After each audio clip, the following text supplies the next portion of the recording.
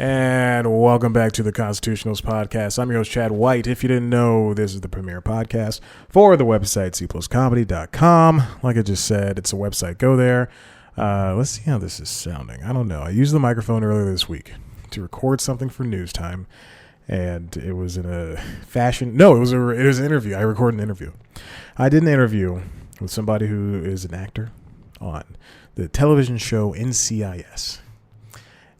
And they've done comedy, so that's the reason I talked to them. They've done comedy, but I talked to them via the phone. And it was in the evening time, my local time, in Atlanta, and I had the phone right there, propped up with the way it's sitting. Oh crap! I gotta turn on this stupid stopwatch.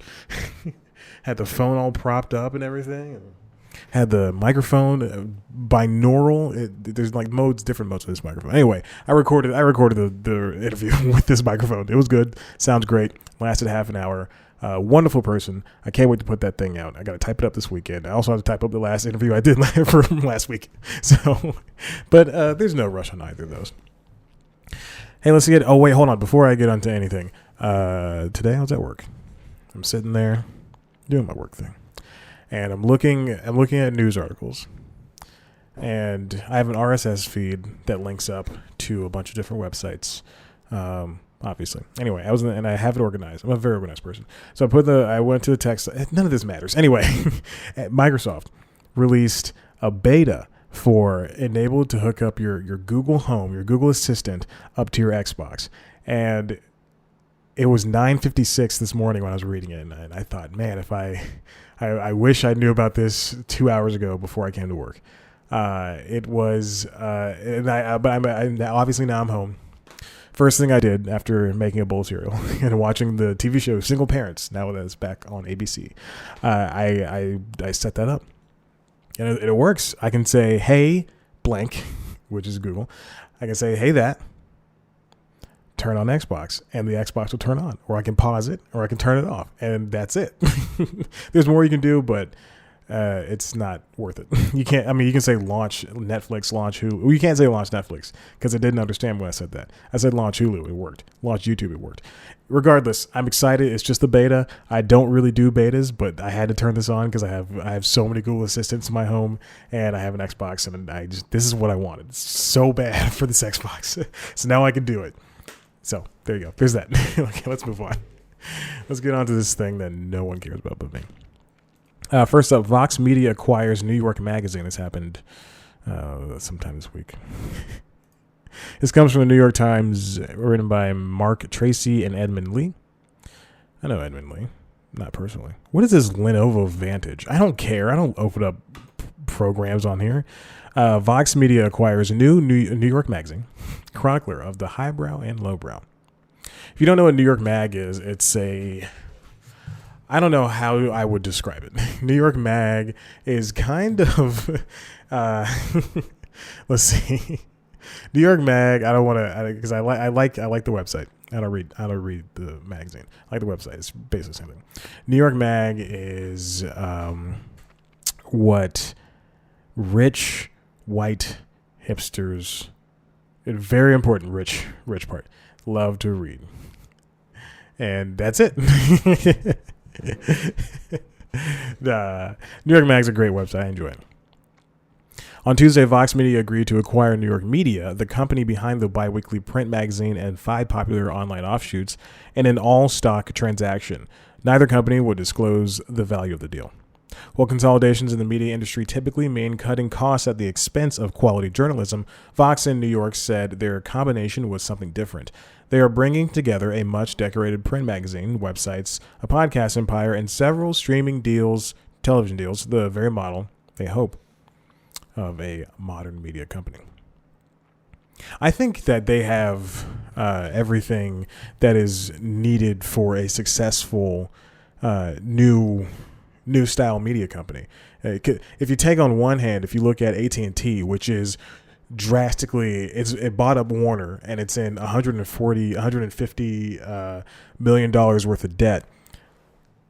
and it's also trying to offload DirecTV either into its own company or to somebody else, maybe to Dish. This is what the rumors are, that maybe they'll offload. AT&T will drop off DirecTV and just give it to Dish, the only other satellite company. And you see them struggling, but then you see other companies like Disney who are just happen to be excelling at this. Now this camera turned off, and I'm gonna go turn it on. It's gonna be a half second of silence. It's longer than a half second. Oh God. All right, it's longer than a half second of silence. Jesus, I don't know why this thing is turning off all the time. My laptop's turning off on me. This camera's turning off on me. I don't know what's going on. So when you have someone like AT&T who's looking to lose assets, and then you have someone like Disney who's looking to gain as much as possible, then you gotta understand that there is some type of median in play where, and it's not just because Disney has all of these successful franchises. Obviously, that's a part of it. But if Disney can somehow, Disney has struck an artery in the pop culture consciousness where everything it owns is popular. Let's get off of Disney. Let's go to a network. Let's say Viacom. Oh, that's failing just like AT&T. Let's say CBS. So CBS owns CBS, CBSN, which is CBS News, CBS Sports, which is, I mean, none of these are really networks except for CBS. And what else? Pop TV. CBS is on the come up because it has the highest rated shows on television, network television, and the most consistent rated. Where am I going with this? What New York media and what Vox can do, what they're going to be able to do with this, what Vox is going to be able to do, and by owning New York media, is that it's going to. Vox is mostly a political driven website. New York Mag is kind of, like I said, highbrow, lowbrow. It's politics plus. Because with Vox's purchase of New York Media, it also bought The Cut, which is the style portion of New York Mag, Grub Street, food obviously, Intelligencer, which is politics, The Strategist, which is shopping, and Vulture. So Vox owns Vulture, and Vox was kind of missing a pop culture section of that. Now Vulture is garbage. Vulture is trash, is straight up trash, but now this is something that's good for both companies involved. So New York Media was losing as much as $10 million a year before a recent upturn, according to two people with knowledge of the company. The company laid off about 5% of its staff this year. Now compared to BuzzFeed, which laid off, I think, 30% or some crazy percentage. BuzzFeed laid off a bunch of people. Disney, everybody lays off a bunch of people in the media world. Hopefully not, people who work in television like me. Okay, let's start it back to 2009, blah, blah, blah. Now, there's a quote in here that Jim Bankoff, the Vox Media chief executive and chairman, pledged that the merger would not result in editorial layoffs or the folding of any of the New York related publications, including the print magazine or the Vox brands, which include Verge, Eater, Curbed, Vox, and SB Nation. Nothing changes. This is what he said. Nothing changes editorially for any of our brands. All right, so we have to take him at his word. This is what happened last week. Pocket Cast, my favorite podcast streaming app.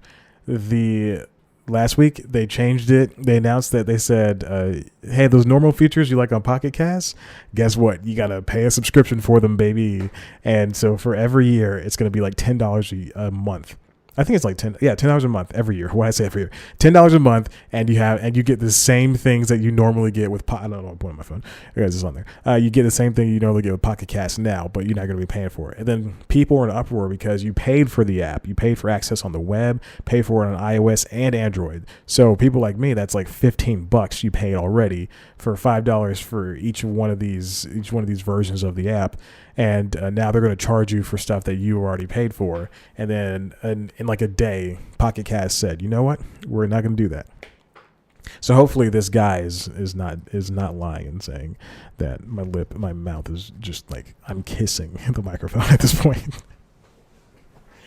Hopefully he's not lying. Let's get back to it. Just go read this article. I want to move on to some other stuff, but it's very good, and they compare Vox and New York Mag to whatever else is out there, New York Times, whatever. Vox has TV shows. They have a show on Netflix called Explained. They are going to start creating shows for Hulu. With David Chang and Chrissy Teigen, so it's going to be Vox is making major media moves. Major media moves. That is the title of this episode. It's great that I'm the one person and they can just handle all of this at once. Hey, let's no. We'll get down there in a second. I want to talk about this. Okay, finish off this section. This Is Us has huge ratings online. This is from The Wrap. Written by Jennifer Moss. This is how big This Is Us is on Hulu and on the NBC app exclusive. It's an exclusive story, if you didn't know. So This Is Us is, I know I said CBS is the highest rated network, broadcast network on television. It is. Keep that in mind. It's the highest rated broadcast network on television. However, there are still shows that manage to get in the double digits or consistent ratings, which is like 9 million now. It used to be back in the 60s, 70s, 80s, when there were only like a handful of channels. And even when cable started in the 90s, in the late 80s and the 90s, it's just, I mean, shows could get well over 20 million people watching. Which is insane by today's standards. Like if 20 million people watch one thing today, it's either the Super Bowl or an episode of Game of Thrones. And I think those topped out at 17 million this year. I wouldn't doubt if they were lower based on how many people like it. I like Game of Thrones this year, but who cares? I'm wrong apparently. So yeah, you could like Big Bang Theory was the highest rated show on network, and it's at like 15 million, if that. I don't even know. I don't know the numbers. But This Is Us now with the streaming age, shows can perform well above what they were, in the early 2000s, or I'm sorry, in the 2010s, in the early 2010s when streaming was just becoming this new thing, and people weren't watching TV and they were dropping cable, but they didn't have streaming yet.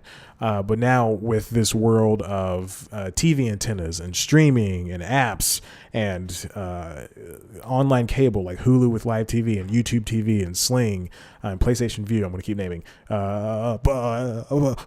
Pluto. What else? Oh God, Orbi. No, Fubo. Fubi. Is that what's called? Fubu? Not Fubu. It's Fubo, because it's the sports one. Whew. None of this matters. So now with all this difference, all these different ways to access shows, the Nielsen ratings have to have a way to count the shows. So now you can watch a show live and they'll still know you watched it live. So if I turned on Law & Order SVU premieres tonight, the season 22 or whatever. If I watch it tonight on my Xbox on the NBC app live, it's going to be counted that way because I signed up via the cable subscription. However, if I had Hulu with live TV and I watched it that way, it would still be counted. But if I watched it tomorrow, on Friday or Saturday or Sunday with the NBC app or the Hulu app, then it would be counted within a new type of rating system called Live Plus 3-Day, and that was made for streaming and Hulu because people watch things not the day of mostly. That's why it's important to watch things if you like a show and it's not people either like it but it's not getting views, or people don't like it and it's also not getting views. Just watch it. Just watch it as soon as possible. Don't bank episodes. Don't binge. Just watch the episodes as they air, or as close to the 3-day period to when they air. So if it airs on Monday, watch it by Thursday.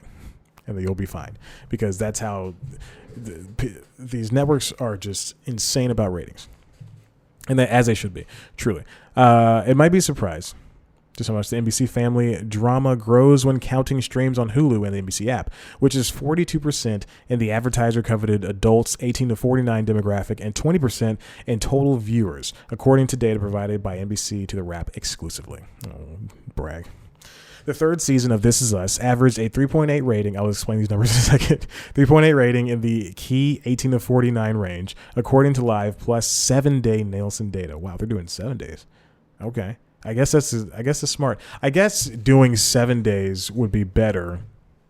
I think the immediate ratings are what's important, and then what's even more important is the live plus 3 day. But I think 7 day is just a way to say, hey, well, let's get these last couple 100,000 viewers. Let's see how this does. But when adding in streams on Hulu and the NBC app, the week's worth of delayed viewing increases to a 5.4 rating. See, that's look at that. It jumped up 1. Oh, no, I can't do math. 1.6? That's it, right? 3.8 plus 1.6. Let's do this. Come on, Chad. Don't be stupid. He's 5.4. Oh, I used to be horrible at math, and I'm only good at it when it comes to things that don't matter like this. Looking at total viewers in the same L plus 7 time frame, live plus 7 day time frame, season 3 increases from the Nielsen reported 13.8 million viewers to 16.6 million, when including those sets of eyeballs watching Hulu and the NBC app. So now you can see how the numbers jumped up 3 million, over 3 million viewers, which is that's kind of how you inflate to advertisers, because a lot of people, even if you subscribe to Hulu with the no ads, just the $12 per month version, there are still a lot of people who are subscribing to the $6 per month version because they got it. They get Spotify with it or something, and that still has ads, and they're showing ads with this 42-minute episode of This Is Us. So every time you see Randall cry or something, that's the only person I know on that show, Sterling K. Brown, and Chrissy Metz, Marilyn Monroe. Nope, that's not. Mandy Moore, and Milo Ventimiglia. And that's it. That's everybody I know on that show. Kevin something? Ugh, I don't know. The handsome white guy. Their brother. That's how you know. I don't know what I was saying before. I forgot. I'm going to go off on this tangent. NBC says that over the course of its first 3 seasons, This Is Us has reached an average of 79 million people unduplicated. So it means unique views in the U.S., which is about 20% of the entire country, when counting linear viewing as well as digital platforms. Fun fact, that's 20 million more people than a Netflix domestic subscriber base. Whatever. So that means 79 million people have watched that show. Pew! Including me. I stopped. I remember where I stopped. Memphis. It was right when Randall's dad died. I stopped after that episode, and I never went back. I always said, I remember before season 2, I said, I'm going to catch up. I'm going to catch it before this show gets back on. I'm going to watch This Is Us, and I'm going to enjoy it. And I never watched it again. I said, no more This Is Us, baby. All right. So there you go. What you want to hit the 18 to 49? We saw the demographic rating. That's the most coveted rating. For men, it's 18 to 35, I believe. And for women, it's I don't know the women's ratings. I don't know, but you want to be able to appeal to the base who's going to watch TV more, and who watches more TV than a bunch of teenagers who are in college and a bunch of people who are close to retirement. 18 to 49. That's what you want. And the 3 points in the 9.7 in the demo. The higher the number, the better it is. Just basically, that's what it is. That's what I've learned. Oh, okay. Let's take a break, and then we'll come back. We'll talk about the Emmys and Netflix and HBO. 2, 1. Welcome back to this podcast. I have to make sure this camera's still going. It's just like 2 minutes of me. I gotta restart this number thing, or what the kids call a timer. Let's move on. Netflix's new acquired shows are big, but the stocks fall. Why did I read the description that I wrote down? You don't care about that. This comes from the Washington Post, written by Tara LaChapelle. Netflix lands, Seinfeld suffers shrink. So as we know, there's a big surplus, a big surge. Excuse me, I had to burp a little bit.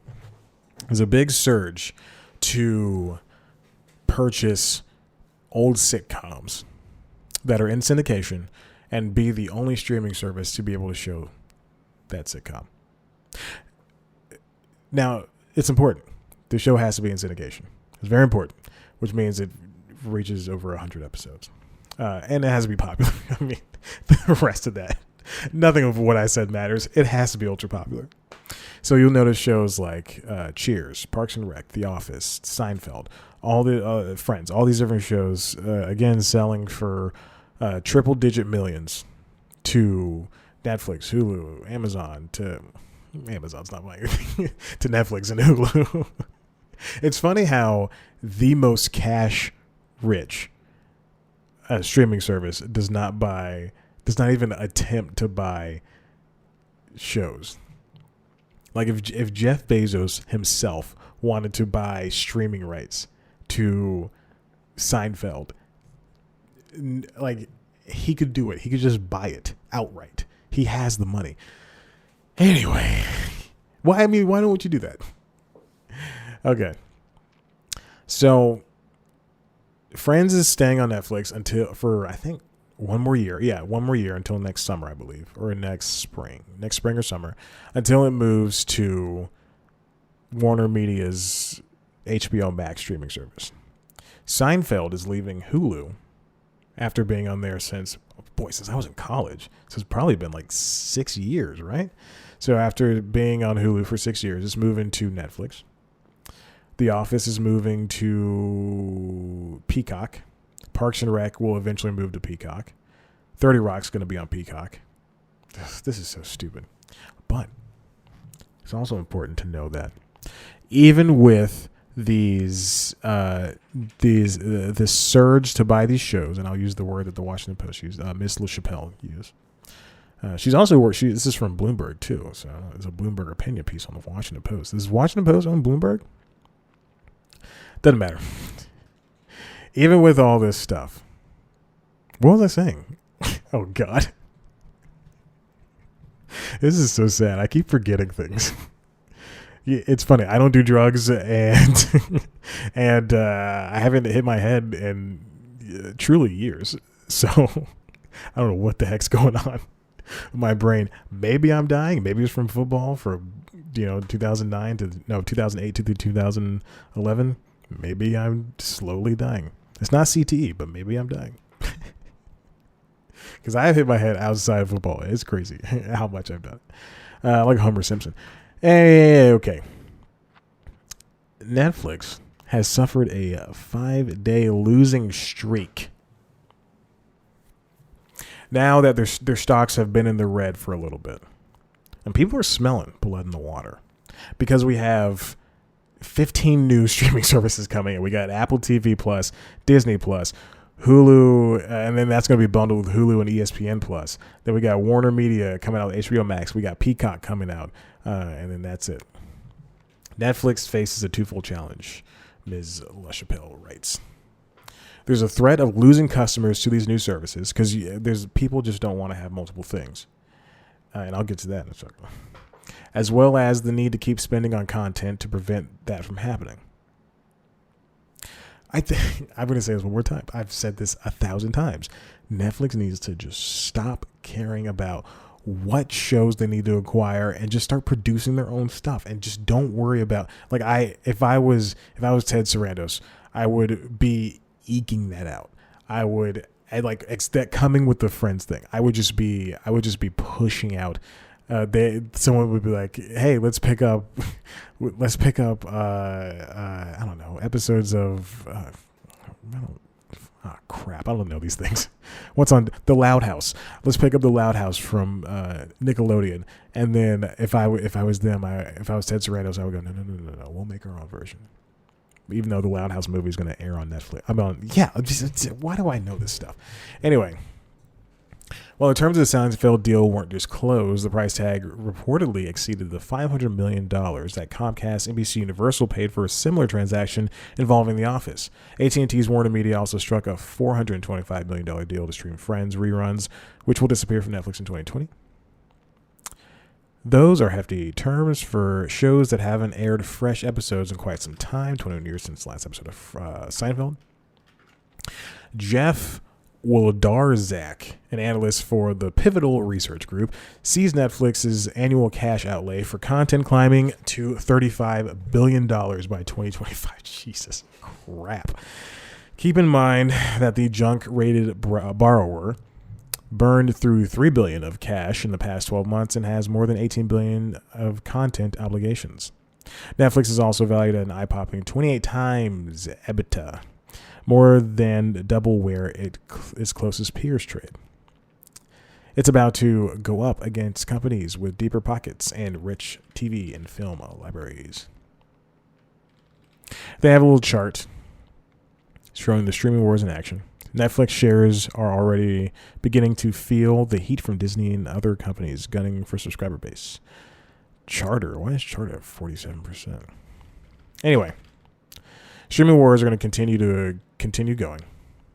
And it's important to know that Netflix is, especially with their throw paint at the wall approach. I just hit my nose on the thing on the microphone. The throw paint at the wall approach with buying just as many things as possible and seeing what sticks and what doesn't.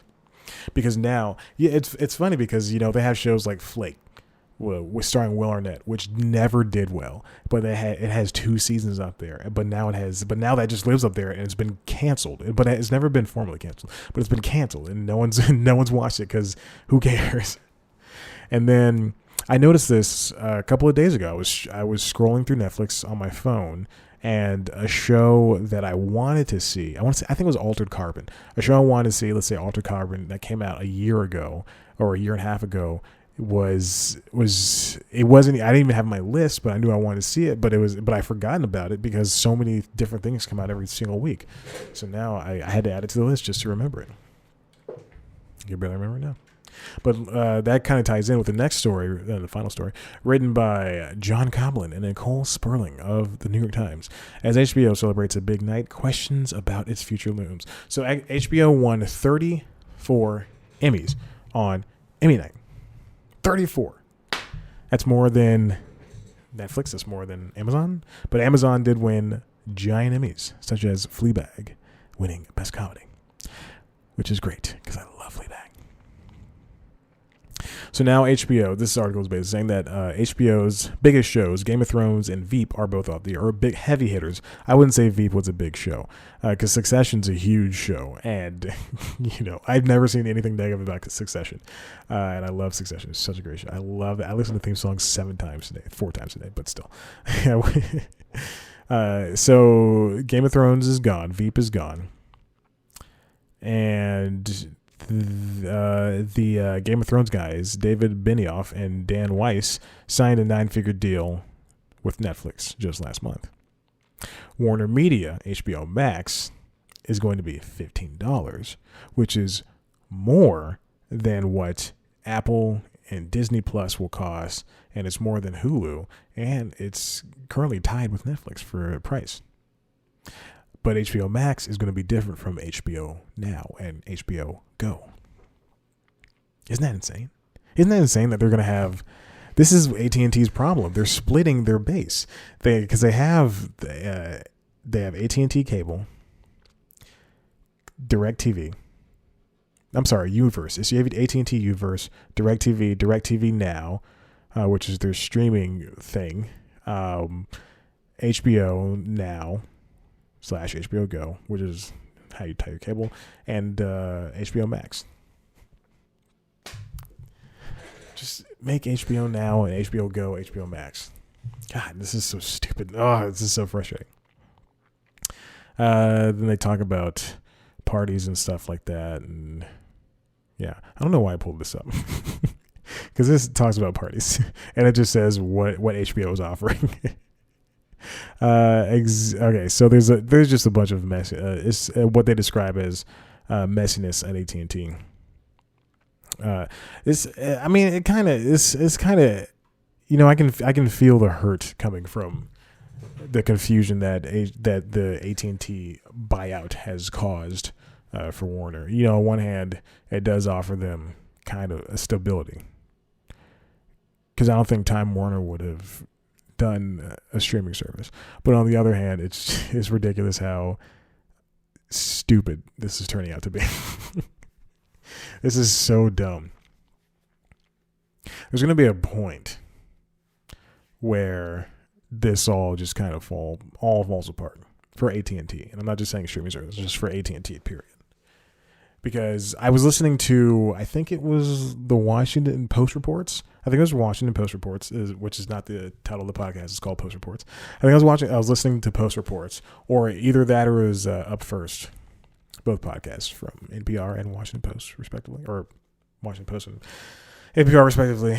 Either that, I don't know. I think it has to be Post Reports, or maybe it was the Journal from Wall Street Journal. Regardless, who cares? It wasn't Post Reports, because I haven't listened to that in a couple of weeks. It was the Journal. It was Wall Street Journal podcast. I gotta figure this out. This is bothering me. And I was listening to either one of Wall Street Journal's podcasts, either the Journal or the morning one. Okay, anyway, I was listening to one of their podcasts. I'll go ahead and say it over here. And they were talking about AT&T as a whole and all the streaming services it has, and all the services it has. And what they noted is that there's a lot of stuff that AT&T is doing, and it's not doing it particularly well. And it's very true. It's not doing anything particularly well, which is alarming. But then you look at its closest competitor, which is Verizon. And yeah, Verizon has kind of a cable service. Yeah, they had an app called Go 90 that was exclusive home to streaming videos, like a Lyft driving or an Uber driving show and stuff like that, with comedians and stuff like that. And they have an internet service. But the core thing it does, which is cellular devices, it does well. Yeah, it's a little bit expensive. Yeah, you're locked into contracts and all this stuff, but it does it well. And then if you look at AT&T, it doesn't do anything particularly well. It doesn't have the best service. It doesn't have the best contracts. It doesn't have the best streaming service. It doesn't have the best cable. It doesn't have the best internet.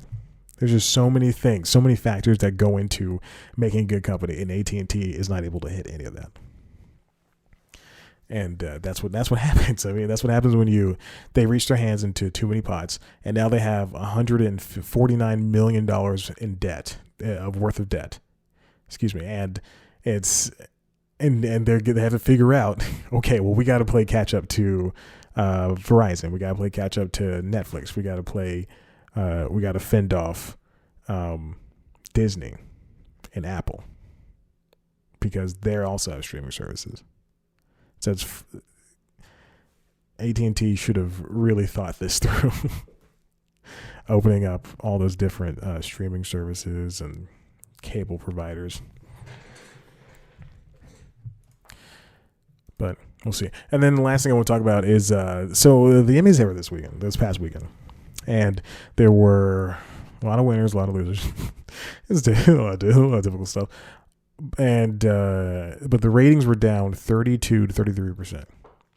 Ratings were just a huge sloping, gaping nothing.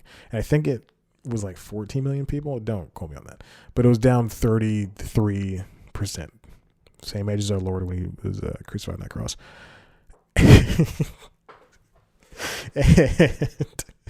and so the Emmys were down that much. And I think you can attribute it to one factor, because this is the final year for Game of Thrones. This is the final year for okay, let's not say This is the final year for Game of Thrones. Pose was nominated. So as much as you can say, it was kind of diverse, but it wasn't as diverse as it should be. But that and I don't think that was a problem, because you don't want. Okay, I'll get to that in a second. But if you don't, they went hostless, as did the Oscars. But for the Oscars, you can't just pluck up, Tom Cruise or Hugh Jackman or Kevin Hart or Dwayne Johnson. You can't just pluck up one of the best actors, because there's so many movies. I mean, there's a lot of TV shows, but there's just like only so many movies, and you can't say this person should host. But when you get to the Emmys, there's so many TV shows that give an actor a chance, or a television host a chance, to show their chops and say, I am good at hosting. Let me host this show. That's why they have a lot of late night host these shows. James Corden hosts the Tonys. Colbert hosts the Emmys. Kimmel hosts the Emmys. Chris Rock hosts the Oscars. That's why you have so many of the same people, comedians. And it's better if you get a comedian, but but that's why you have so many people, actors and hosts, hosting these things, because they know what to do. And when you take that away, especially from a show that needs a host, that is in dire need of a host, like the Emmys, then you just ruin it. And no, I understand that they probably were like, we don't want to reach any type of controversy. This will make things go faster. And to their credit, it kind of did, but it was still like 10 minutes behind. Because I went to bed at like 11:30. It was still like 10 minutes behind. A host will tie things together. And as much as people didn't like Michael Che and Colin Jost last year, they say they were lethargic and that they felt like they were being held a gunshot. It was still better to have that than to have a bunch of non sequitur guests come out and say, this is how we're going to do our thing, and then that's it. When you have Ken Jeong come out with Nick Cannon to promote The Masked Singer, I guess, I don't know, and do a bit on TikTok, which was maybe 3 times as long as it A, should have been, and B, as long as everybody else, then that is unfair. Maya Rudolph and Ike Barinholtz came out. They did a minute and a half. Funny. Very funny. I liked it a lot. You got Gwyneth Paltrow sauntering out there. She was great. But then when you push things along, when you force things in there, Tom Lennon, funny guy. He was doing commentary, and even he was tired of that.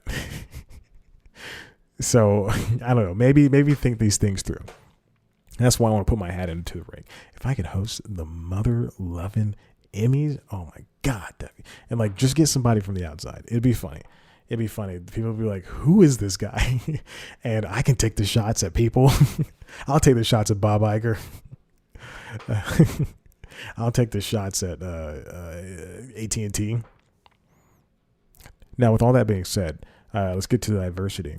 This camera's going on for 19 minutes. It usually shuts off at 17, so it's very interesting to see this thing keep going. I have to keep watching it to make sure it doesn't explode on me. Now, it's very interesting all night long if you're watching the Emmys. And it's on Hulu, so I urge you to go check it out. It's 2 hours and 9 minutes, uninterrupted. I saw that this morning, and I thought, who would watch that? Who would watch the Emmys? Who said, all right, it finally turned off. Who would go, I gotta watch the Emmys. Turn on Hulu. It cuts in next year, and I'm like busy, and I want to watch it like that. I watch it the following Monday. Now I can sit down. Don't tell me who won. It's like that episode of Friends where, How I Met Your Mother, where they all were, they missed a football game and they recorded it and they all avoided all day long the score. That's a very funny episode. So there wasn't a lot of diversity in the winners. And that saddens me because that's usually how it is. It's okay. But you have all these famous people who come out and say inclusion rider, and they don't do anything about it. And it's been 2.5 years since Frances McDormand got up on the stage. Excuse me, it hasn't been 2 years. It's been a year and a half. It's been a year and a half since Frances McDormand got up on stage and said, inclusion writer. And then it's also been, I think 2.5 years. Maybe like 3 Oscars ago, 3 Oscars ago. It's been 3 Oscars ceremonies where people were like, Oscars so white. And I'm blaming the famous people for this because there are 24,000 Emmy voters, not just not on the board of the Television Academy, but on the Emmys for the Television Academy. If you're in the Academy and you're an actor and you're in the Academy, you can vote. And when people don't vote for shows, and the people of color in shows or the women in shows, and I'm not saying Marvelous Mrs. Maisel, and I'm not going to cut them down because they did deserve to win, but still, everybody deserves a chance to win. Marvelous Mrs. Maisel is for white women. It's not for anybody else. It's for white women, and they've already won. They're white. They get to walk down the street and not be killed. It's imperative that if you can vote, then you vote. If you want to see Snowfall, if you want to see one of those people win an awards from Snowfall, then vote for Snowfall. That is why When They See Us, Jarrell Jerome won. That's why Billy Porter won. Also, Billy Porter is just amazing at what he does. But that's why these people win, because they're good at what they do, and people are voting for them. Don't just vote for, and also don't just vote for something just because it's black or because it's got Latino people in it or Asian people or women in it. Vote for something that you like. And I think that's what happened this year, is either they voted and it didn't work. What the heck was that? Either they voted and it didn't work, or they didn't vote, or they voted and it worked.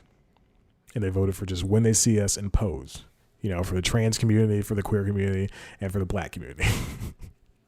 That's what they got. I would like to see more diverse winners. And I think I hate to kind of put this out there and say it like this, but I think that at some point, when you are given a chance to create something, when you're a person of color and you're a woman, and you're given a chance to create something as kind of on the same level as the white male counterparts, it's important that you give it 1,000%. You don't give it 99. You don't give it 100. You don't give it 110. You give it 1,000%. If you, I can't. Oh boy, I was about to say something that would get me in trouble with my job. Okay, so let's take a show on OWN, like Greenleaf. Is that what it's called? Greenleaf? Or I don't know. Queen Sugar. I don't know. It's just a show that's predominantly black, and but it's only watched by a subsection of people because it's not talked about outside of the circles that it's in. And then when somebody from outside the circle watches, then it doesn't stand up to Succession. It doesn't stand up to Marvelous Mrs. Maisel. It doesn't stand up to Game of Thrones. And that's not that can be a matter of factors. It can be just how people watch shows, but it's important to be able to distinguish yourself. Don't just make a show that is what was that show on NBC with the black couple and the white couple? It was like 2 years ago. I gotta scoot this little chair up. NBC sitcom. Black couple, white couple. That's it. Let's do it like that. Black couple, white couple. I guarantee it'll pick it up. Not The Neighborhood. Happy Together. That's what it was called. Happy Together. No, it's not Happy Together. No, Happy Together was what's the NBC sitcom with the black couple? Oh my God, and the white couple. And it pissed me off because it came on. Oh Jesus. Okay, NBC sitcom. This is embarrassing. I am so sorry that this is even happening. Listen programs previously broadcast by NBC. So we're going to go to Wikipedia. The Wikipedia.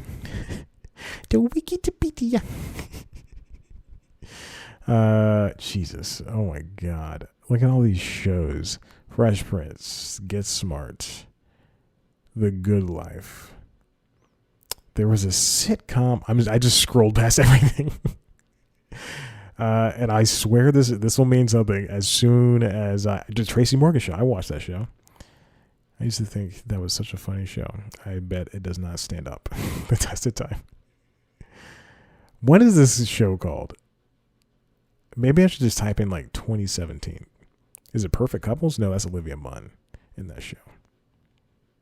Oh my God, why did I know that? And Hayes MacArthur. So many people. Outsourced. Oh my God, what is this show called? My Two Dads? No. This show is supposed to be 30 minutes. Marlon? No. What is this show called? Okay, you know what? Hold on, let's do this. NBC sitcoms 2016. It was about, it was a couple. Oh my God, this is so embarrassing. It was a couple, and one was black and one was white. Not Trial and Error, not Marlon. Oh, Jesus. Oh my gosh. This is impossible. It had to be 2016. But I'm going to go back to I'm doing 2017. Oh, Jesus. Nope, we can't play that. So, let's see. AP Bio, Good Place, cancellations. Oh, this is embarrassing. Oh, God. What's Man with a Plan? No. We just got quiet. I did this. You know what? Who cares? Okay, anyway, it was a show about a black couple and a white couple. And when you get a chance to make a sitcom, and then you make it a multicam because it's cheaper and you can do so many things in so many days, and then the jokes aren't funny. Then I mean that's what happens. The shows get canceled, or you don't get recognized, or they're poorly rated. Truly.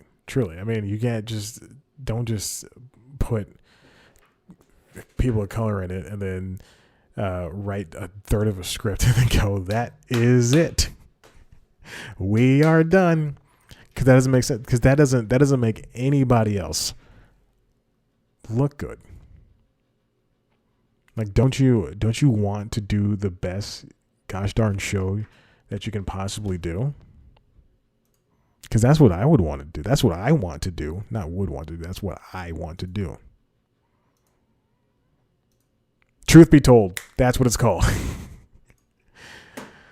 It was 2015. I was 2 years off, a year and 2 years. Because Mark Paul Gosselaar, I knew he was in it. I was thinking in my head, it's Mark Paul Gosselaar. But you know what? And Tone Bell. It's hot in here. What I'm trying to say is just do your best. Listen, if you like what you heard here, head on the website, cpluscomedy.com, where there's going to be some interviews coming out soon.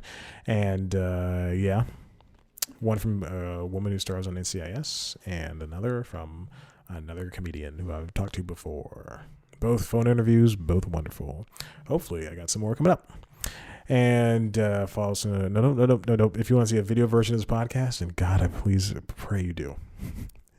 Check out youtube.com/cpluscomedy. You can see me in all my glory for the past 50 minutes or 40 some odd minutes, because I did take a break. So 48 minutes. Follow us on Twitter and Instagram @cpluscomedy. Follow me on Twitter and Instagram @ChatBlackAndWhite. Like us on Facebook. If you also want to see the video, there's a show that we do every week called News Time. News Time is a wonderful show. It's like the Daily Show, except less funny. We take one topic from the entertainment news world and dissect it in a scripted form. Very fun. Very fun, very funny. I like it and do it. This week's episode was about the NFL celebrating 100 years, and SportsCenter also turned 40. So there's that. I did a very elaborate and very, very long, I think the longest cold open I've ever done, in the vein of SportsCenter. So check it out. Making fun of Antonio Brown. I wrote it. Here's what happened. I wrote it on Sunday. I shot it on Sunday. And then I was too tired to do anything else. And then I edited it. and put it out on Tuesday. So it was way behind some time, but whatever, who cares? Check it out. Thank you for listening. I appreciate it. You're the best. Bye.